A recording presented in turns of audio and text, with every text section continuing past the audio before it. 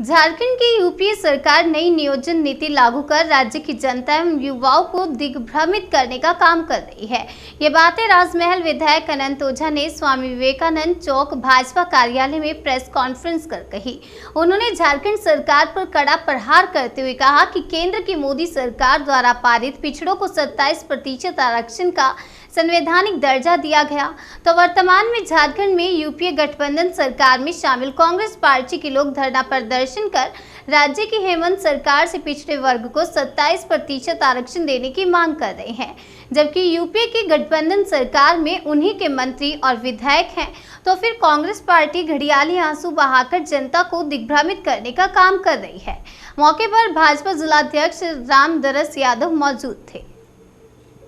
और 7 अक्टूबर तक ये 20 दिनों तक सेवा और समर्पण अभियान को लेकर के भारतीय जनता पार्टी के अनेक गतिविधियों का संचालन हो रहा है। और माननीय प्रधानमंत्री नरेंद्र भाई मोदी जी के 20 वर्षों के जो राजनीतिक है, विशेष करके चाहे वो गुजरात के मुख्यमंत्री के रूप में हो, चाहे देश के यशस्वी प्रधानमंत्री के रूप में हो, उस अंत्योदय के भाव को जो समाज के अंतिम व्यक्ति है उसके लोक कल्याण को लेकर उन्होंने पूरा जीवन अपना समर्पित किया। वर्तमान में झारखंड की जो यूपीए सरकार आज सत्तासीन है, इस यूपीए सरकार के द्वारा किस प्रकार का भ्रम का वातावरण बन रहा, इसको राज्य की जनता देखी है। यूपीए के गठबंधन के मुख्य घटक दल झारखंड मुक्ति मोर्चा, कांग्रेस पार्टी और राजद, ये तीनों गठबंधन के साथ मिलकर के सरकार चला रहे हैं। और इस सरकार के अपने एजेंडे में राज्य ने देखा है कि किस प्रकार से जो घोषणा पत्र लेकर के यूपीए के लोग आए थे हेमंत सोरेन जी के नेतृत्व में, नौजवानों के नियोजन नीति के माध्यम से उनको किस प्रकार से कुठारघात करने का यूपीए ने प्रयास किया है। राज्य ने यह भी देखा कि पूर्ववर्ती रघुवर दास सरकार ने खास करके साहेबगंज जिला जैसे क्षेत्र के लोगों के हितों का, यहाँ के युवाओं के हितों का संरक्षण करने के लिए जो प्रयास किया था, वह प्रयास आज वर्तमान हेमंत सोरेन जी के नेतृत्व की सरकार में बेईमानी हो रहा है। आप देख सकते हैं कि किस प्रकार से नियोजन नीति के माध्यम से सत्ता शीर्ष पर बैठे लोगों के द्वारा लगातार भ्रम का वातावरण पर पहुंचाया जा रहा है। किस प्रकार से उर्दू को प्राथमिकता दे करके और भोजपुरी, अंगिका, मैथिली, इस प्रकार की भाषाओं को बारे में करना और अपनी कारगुजारियों को छुपाने के लिए, क्योंकि यूपीए सरकार ने राज्य के नौजवानों से वादा करके आई थी कि हम प्रत्येक साल 5 लाख नौजवानों को रोजगार देंगे। विगत 20 माह के शासनकाल में इन्होंने एक भी रोजगार देने का काम नहीं किया। उल्टे हमारे अनुबंध पर आधारित जो कर्मी थे, उन कर्मियों को भी हटाने का काम ये सरकार किसी न किसी प्रकार से एन प्रकार अड़ंगा डाल करके और वो करने का काम कर रही है। मुख्य रूप से जो आज का विषय है कि हमने देखा है कि यूपीए के घटक दल के प्रमुख राजनीतिक दल, विशेष करके कांग्रेस पार्टी के द्वारा लगातार पूरे राज्य में जिस प्रकार से हेमंत सोरेन जी के सरकार में पूरी सरकार ही राज्य के लोगों में भ्रम पैदा कर रही है, उसी प्रकार से कांग्रेस पार्टी के द्वारा भी एक तरफ पिछड़ों को 27% आरक्षण देने की वकालत की जा रही है, वहीं जब देश की सत्ता में ये लोग थे शामिल, कांग्रेस पार्टी ही देश में लंबे समय तक शासन कर रही थी और पिछड़े समाज के लोगों को जो संवैधानिक अधिकार देने का काम हुआ है, उसको बंद कमरे में, बंद बक्से में इन लोगों ने, कांग्रेस पार्टी ने केंद्र के सत्ता में रहते हुए इन्होंने रखने का काम किया। आदरणीय प्रधानमंत्री नरेंद्र भाई मोदी जी की सरकार ने समाज के सभी वर्गों को साथ लेते हुए, सबके हितों का चिंता करते हुए, विशेष रूप से पिछड़ों का जो अधिकार था 27% का, उनका जो संवैधानिक अधिकार था, उस संवैधानिक अधिकार को देने का, पिछड़ा वर्ग आयोग को संवैधानिक दर्जा देने का काम नरेंद्र भाई मोदी जी की सरकार ने किया है। अब अभी जो सूचनाएं आई है भारतीय जनता पार्टी का प्रदेश नेतृत्व का, आज पूरे प्रदेश भर में ये अभियान भी है और हम लोगों ने देखा है कि किस प्रकार से आज उनके पार्टी के विधायक, उनके पार्टी के अध्यक्ष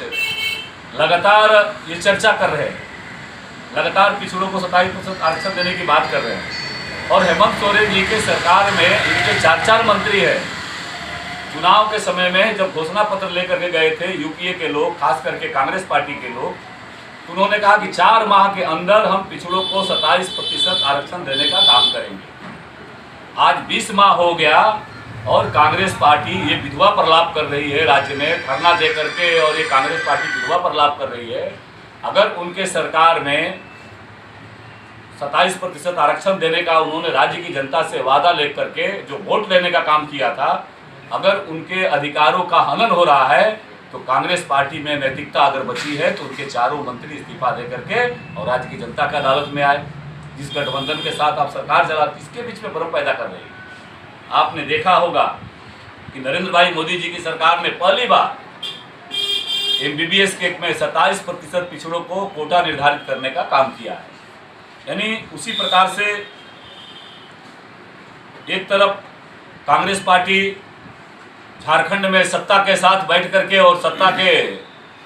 के साथ भागीदार बन करके सत्ता का आनंद ले रही है, और वहीं राज्य के अंदर पिछड़ों के बीच में भ्रम का पैदा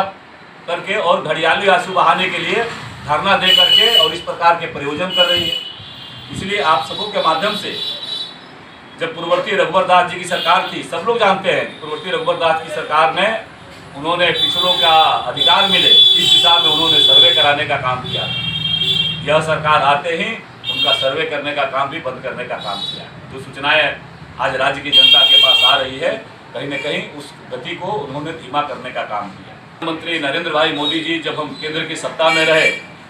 तो आदरणीय प्रधानमंत्री नरेंद्र भाई मोदी जी के में पहली बार 27 केंद्रीय मंत्रियों को, पिछड़े जात समाज से आने वाले 27 केंद्रीय मंत्रियों को उन्होंने अधिकार देने का काम किया। यानी भारतीय जनता पार्टी समाज के हर वर्ग के अंदर, जो समाज के दलित है, शोषित है, पिछड़ा है, गरीब है, इसके हर वर्ग को साथ लेकर के, चाहे उनके योजनाओं के सूत्रण और क्रियान्वयन करने के बारे में बात हो, चाहे उनके लिए उनका जो अधिकार मिलने का बात हो, यह मिलने की दिशा में लगातार प्रयत्नशील रही है। और आज राज्य की सत्ता में बैठी हुई जेएमएम और कांग्रेस की गठबंधन की सरकार राज्य के लोगों में एक तरफ जहां युवाओं के नियोजन को लेकर के उन्होंने भ्रम बनाने का काम किया, दूसरी तरफ पिछड़ों को 27% आरक्षण देने की बात करके उसके सारे घोषणा पत्र में उनके नेता आते हैं, उनके प्रदेश अध्यक्ष आते हैं और लगातार आ करके पिछड़ों को, पिछड़े समाज में ये भ्रम का पैदा करने का काम कर रहे हैं। आखिर अगर आप सत्ता में हैं, किसके लिए धरना दे रहे हैं, किससे मांग कर रहे हैं? आप सबों के माध्यम से कांग्रेस पार्टी के नेताओं से पूछना चाहते हैं, उनके मंत्रियों से पूछना चाहते हैं कि आप सरकार में बराबर की आपकी भागीदारी है, आप किसके लिए मांग कर रहे हैं? केंद्र सरकार नहीं दे रही है या राज्य सरकार नहीं दे रही है? अगर राज्य सरकार नहीं दे रही है तो आप सत्ता से वापस आइए। इसलिए जनता के अंदर ये भ्रम का वातावरण बनाना बंद करे कांग्रेस, और सीधे सीधे जो जिसका अधिकार है उनके आबादी के अनुकूलता के हिसाब से उनकी जो आवाज़ उठ रही है, उस आवाज़ के साथ जो आपने चुनावी घोषणा पत्र में वादे करके आप आए हैं, उन वादों को पूरा करने की दिशा में आपको प्रयास करना चाहिए।